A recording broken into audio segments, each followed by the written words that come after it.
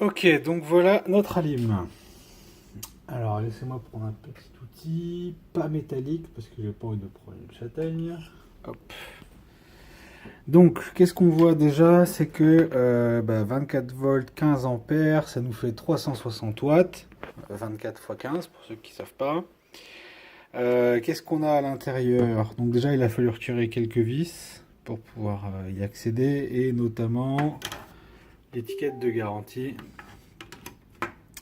Mais bon, de toute façon, la garantie, je pense qu'on pouvait s'asseoir dessus depuis le départ. On a ici, du coup, un connecteur 2 pins pour le ventilo, qui est ici, dont on va prendre les mesures immédiatement. Comme ça, on est sûr. Bon, de toute façon, a priori, c'est un 60. Hein.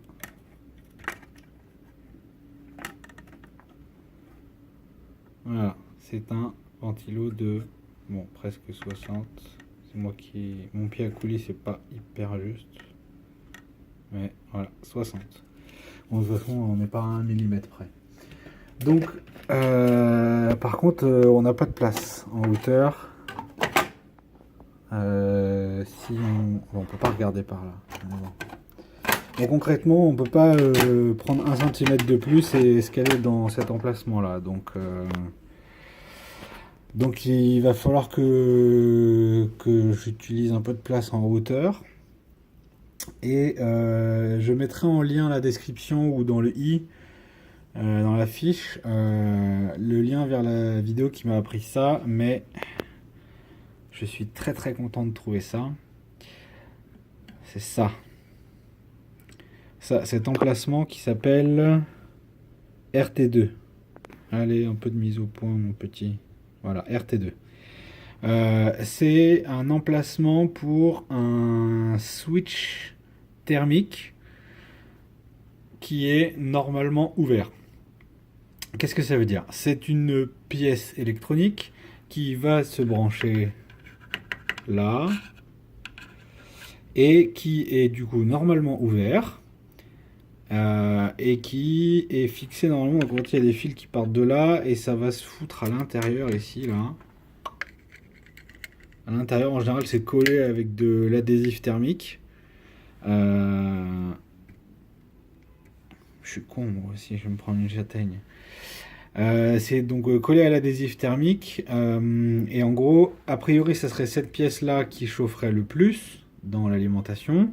Donc on met la sonde thermique à l'intérieur et avec l'adhésif thermique, du coup l'adhésif ne fait pas office d'isolant, il est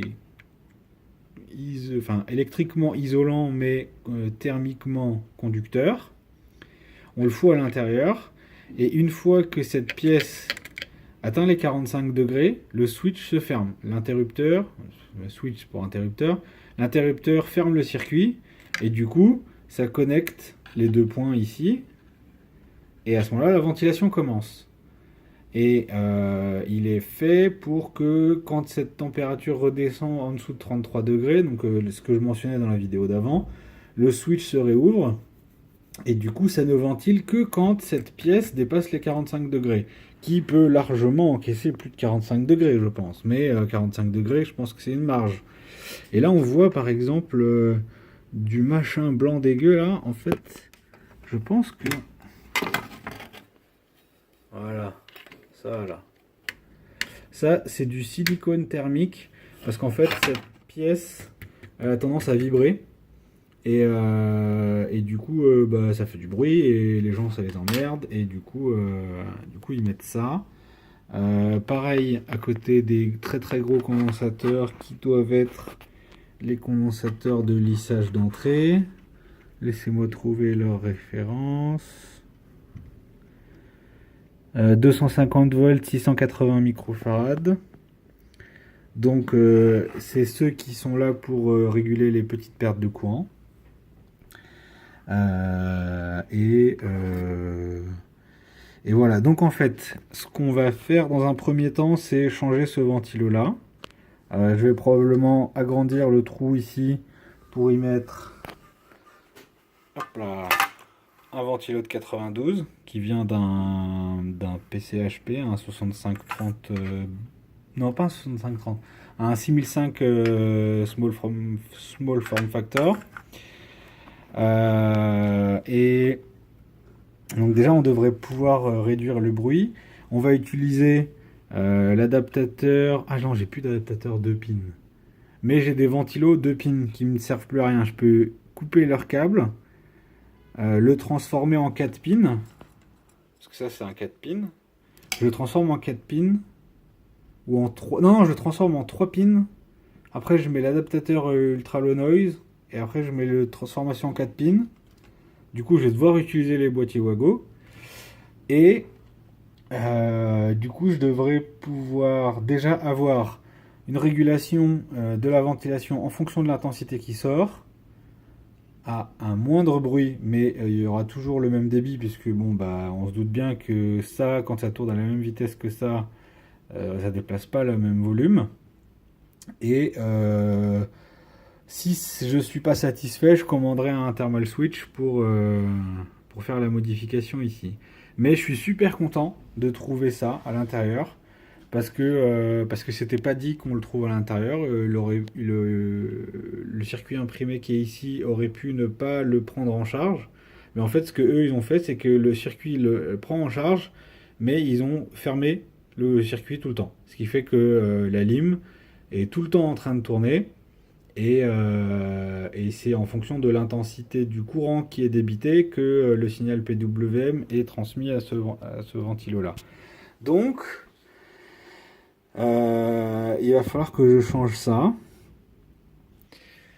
Ok, donc j'ai coupé les fils de l'ancien ventilo, dénudé. Je vais prendre finalement un ventilo de 120, dont les câbles ont déjà été coupés aussi. Et du coup, je fais chauffer le fer à souder, un peu de gaine thermorétractable. Et du coup, on va essayer de faire la connexion. Donc j'ai fini mes soudures, protégé, et du coup on va le positionner pour que l'air souffle vers le haut. Donc bon, c'est rudimentaire. C'est une méthode de fixation. Hop.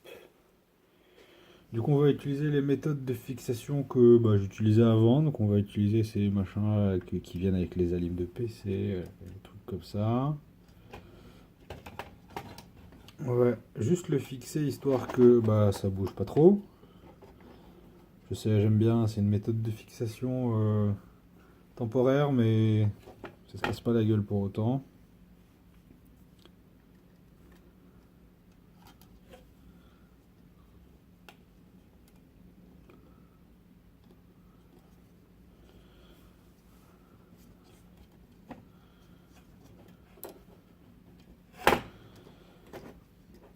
Voilà.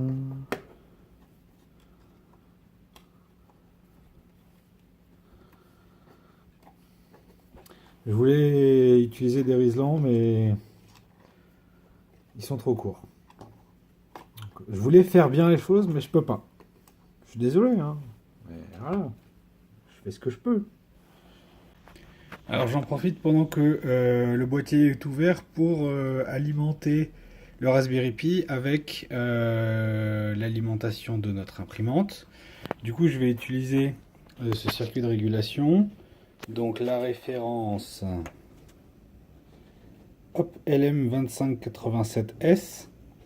Donc ça vaut genre 2-3 balles sur Amazon. C'est vraiment pas cher. C'est tout petit. Donc voilà, hein, comparé à un doigt, c'est minuscule. Et du coup, je vais utiliser ces câbles-là pour prendre du 24 volts sur la sortie de la lime. Et utiliser ce câble-là qui vient d'un boîtier de PC. On voit encore Power LED. Donc c'est pratique parce que c'est séparé les deux. Et du coup, je vais les fixer sur le Raspberry Pi, sur le plus 5 volts sur le pin 2 et la basse sur le pin 6. Donc le régulateur, il accepte entre 4 et 40 volts en entrée et il peut sortir entre 4 et 60 volts en sortie.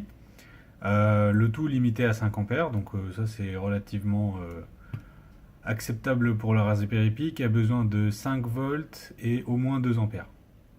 Donc ça me permettra notamment de ne plus avoir l'écran qui reste allumé quand j'éteins l'imprimante, parce que le Raspberry Pi envoie du courant par le port USB, et du coup je débranche le port USB, puis après quand je rallume l'imprimante, j'oublie de rebrancher le port USB, il faut que je me relève une deuxième fois, blablabla. Bla bla bla.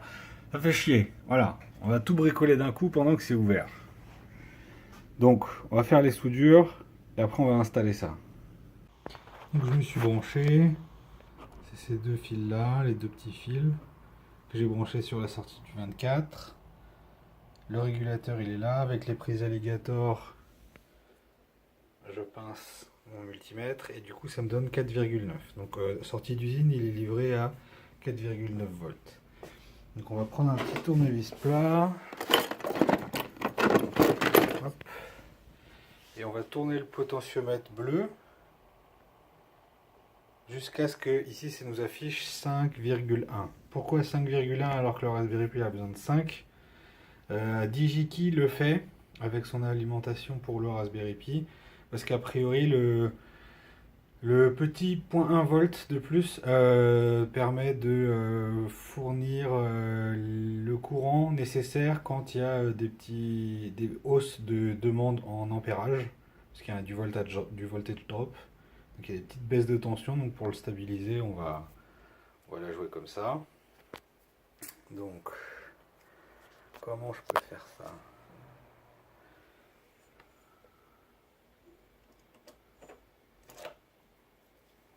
Là, je vais y aller avec les watts, hein, bah les couilles.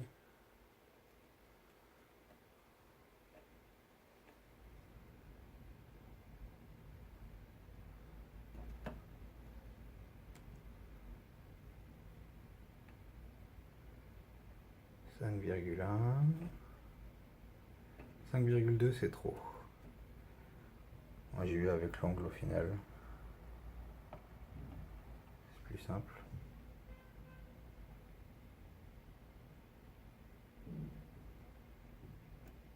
Allez là.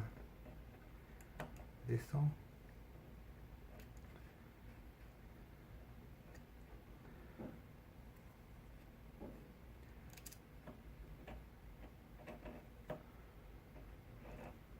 Bon.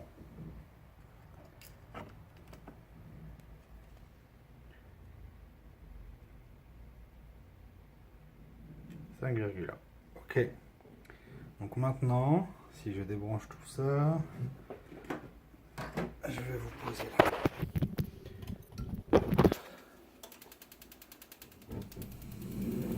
Merci la chaudière. Donc on débranche les pinces alligator.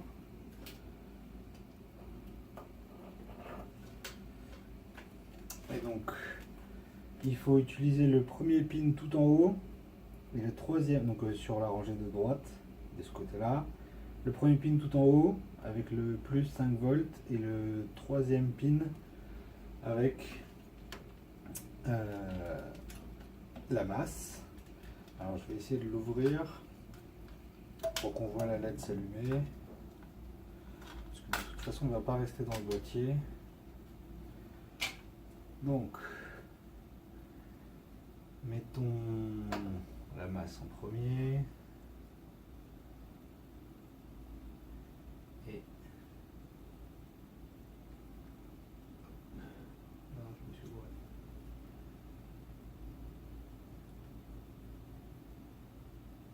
Et voilà. Le Raspberry Pi vient de s'allumer. Oh! Je ne sais pas si vous voyez les petites LED. Mais ça s'est allumé. Donc on le branche comme ça. Le rouge sur le premier et le noir sur le troisième.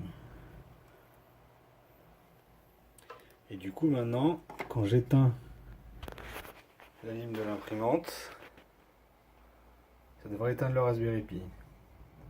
Alors c'est pas terrible, puisque le Raspberry Pi du coup il se prend des shutdowns sans trop savoir pourquoi. Mais on s'en fout, c'est qu'un Raspberry Pi. Au pire, j'ai des sauvegardes de la carte SD, donc s'il se met à déconner, je peux le remettre en place. J'ai fait aussi un autre changement entre temps. Le ventilo qui est là. Avant il était branché sur le truc de la lime en dessous. Et là vous voyez que la prise n'est plus branchée. En fait je me branche directement sur le 5 volts qui sort de la carte de contrôle. Ici on a du 5 volts. Et du coup ça tourne tout le temps à 5 volts. Mais écoutez le bruit que ça fait. C'est largement raisonnable. Et du coup, pour maintenir le circuit d'air, j'ai fermé avec du scotch. Et de toute façon, ça va pas rester comme ça. Et voilà, donc maintenant on a la Raspberry Pi qui s'éteint en même temps que la lime. Du coup, si j'éteins. Ah, attends, on va le rebrancher son câble USB quand même. Donc avant, le problème que j'avais, c'est que quand le Raspberry Pi était toujours alimenté, ça alimentait l'écran. Et du coup, hier soir, je me suis rendu compte que ça alimentait aussi le ventilo. Du coup, le ventilo de 120 continuait de tourner. Ça me faisait chier. Du coup, on lui donne ça. L'imprimante. On lui donne ça. Hop. Et du coup, maintenant, quand on éteint l'imprimante, tout devrait s'éteindre. Voilà. L'écran s'est éteint. La carte d'allume s'est éteinte. Et le Raspberry Pi s'est éteint. Et la LED, elle est éteinte. Et du coup, là, tout est éteint. Et du coup, en allumant l'imprimante, ça allume le Raspberry Pi. Voilà.